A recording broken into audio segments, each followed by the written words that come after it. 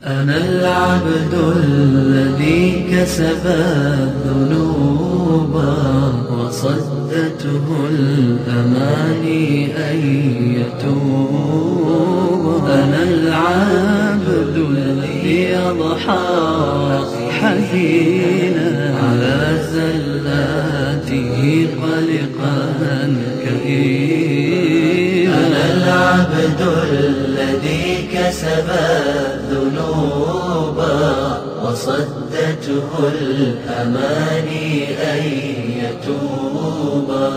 أنا العبد الذي أضحى.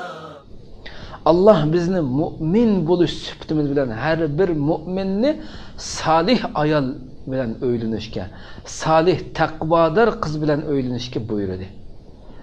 Agar biz Rabbimizning bu buyrug'iga bo'ysunib, bu asosni tanlaydigan bo'lsak, biz chuqur baxtli bo'lamiz. Agar bir inson dal aksicha uningki salih bo'lishidan bekirak, ayolning salih taqvodor bo'lishidan bekirak, uning pul meli yoki go'zalligini tanlab qolsa, albatta go'zalligi ham matlub, ammo lekin hargiz taqvoligi, solihligining ustiga qo'yilmaydi bu narsa.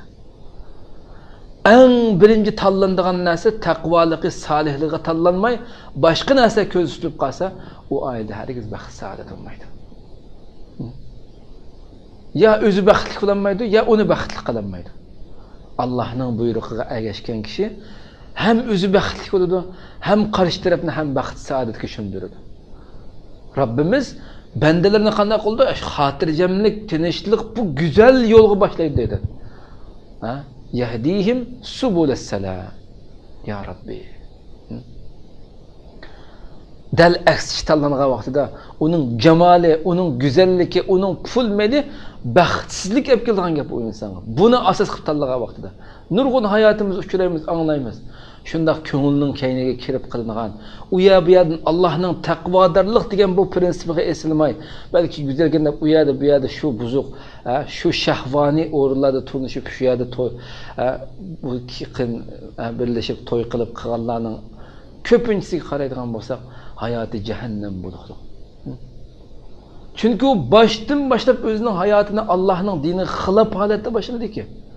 Allohning dinining ko'rsatmasiga loyiq ravishda boshlamadiki, qandoqmi baxtdan so'rash qilsin bu yerda.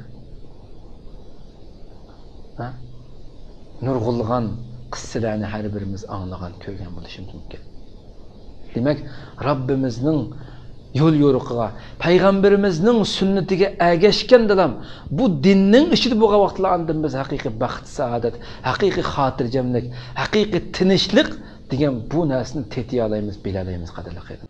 كسب الذنوب وصدته الأماني أن يتوب. أنا العبد الذي